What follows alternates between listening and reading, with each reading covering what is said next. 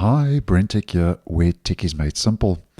A couple of weeks ago, I let you know that Microsoft was testing a new, what I was calling a questionable change, where you could install apps directly from the top featured sections in the Microsoft Store.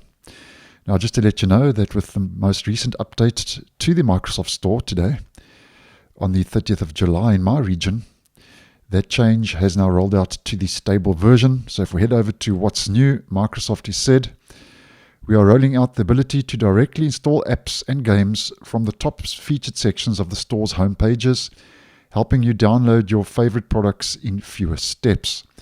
So yeah, you can see if we just have a look at my home page and we scroll through, you can see now that you can install those apps from the top featured sections of the store's home page.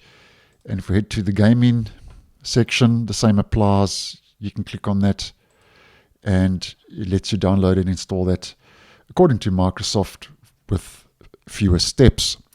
Now, as mentioned, I did say that this was a questionable change because Microsoft says your favorite products and apps. Now, if you do have a favorite product and app,